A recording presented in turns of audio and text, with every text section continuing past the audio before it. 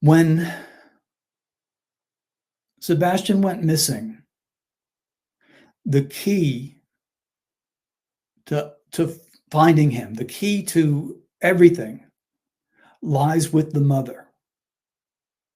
In order to find him, you have to know under what circumstances he went out that door. You have to know that. She withheld that information, and it was very carefully guarded over by stepfather. So if stepfather wasn't there, then why would he have the same guilt? And this is my theory on it, and then I'll let Seth comment on any of those things. The key to locating either Sebastian's remains or at least the trail of where it goes, that if someone grabbed him and he's still alive, the key to locating him lies with that mother. You have to tell what happened. We have to understand his mindset. We have to understand what he was like at that moment. So here are two factors within that I think are not understood and really important.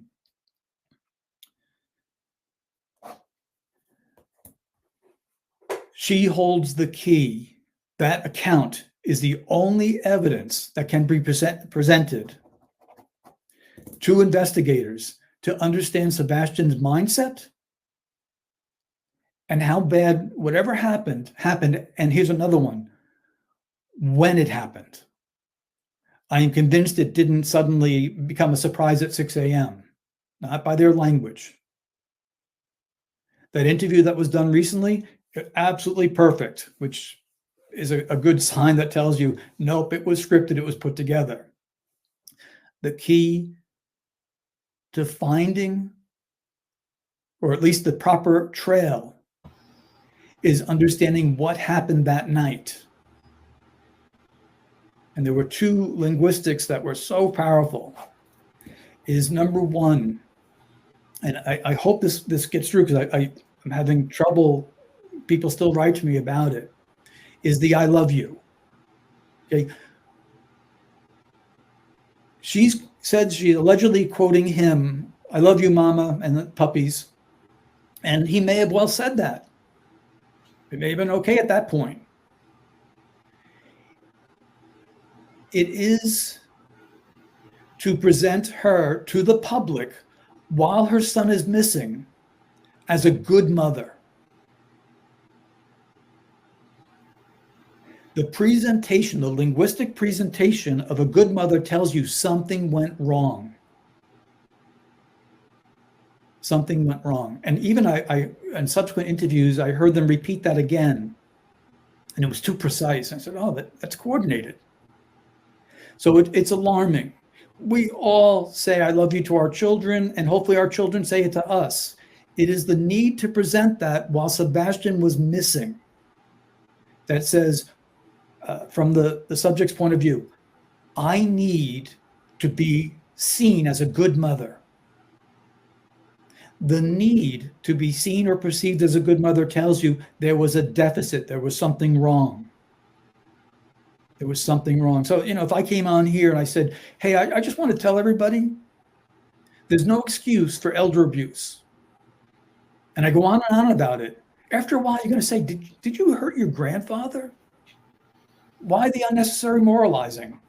It's the same theme. It's a type of presentation that is meant for you to consider, oh, that's really nice. He loved her. Therefore, she couldn't have done anything. It's no different than someone calls up on the emergency call and says, I was sleeping and I just woke up and the door's open and my child is missing. So you count off what the priority is. I was sleeping, I just woke up, the door was open, before we can get to the child. In other words, I'm going to present myself as innocent, which brings our attention to it. So the I love you under this context is alarming. It's telling you that something went wrong. Then, when someone mentions a phone call in a statement,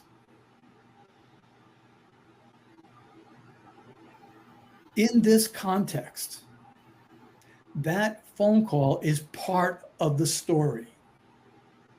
Very big part of the story. Now, Stepfather wasn't there. So he could not have caused whatever happened. Then she connected stepfather with a phone call. The other day I was driving, and I just want everyone to know that using a hands-free operation, I spoke to my daughter on the phone for a half an hour. I just love talking to her, and I probably keep her on too long. And this is true, I really do. I like to talk to her, and she's very busy with the baby and that sort of thing. You would ask rightfully, Peter, why are you telling us that? Your child is missing. Why are you? I'm the one connecting it in a really weird way. You'd be right to ask that question. This is how we learn. We ask questions. So why, in a controlled environment with stepfather bearing down, why the need to tell us you had a 3-hour phone call while Sebastian is missing? I believe her. And I believe it's critical. So he wasn't connected to whatever happens to Sebastian until she connected him with his blessing. There was no refutation. There was no angry response to that. As if you stay on the phone for 3 hours at night when a child goes missing. What that told me was, and this is statement analysis 101. This is not anything of shocking discovery, is that phone call is part of Sebastian's missing. And that's why he's brought into this. She did it. She brought him in. Then stepfather went on and gave more and more interviews. The more interviews he gave, the worse it got. Because you saw what his bellicose language sounded like, what the language of physicality. I mean, he was at the point where is he starting to threaten people that are asking questions? The key to finding Sebastian, or at least the trail of Sebastian, lies with the mother. And whatever happened to him, I am firm in my belief he was part of it via the phone call.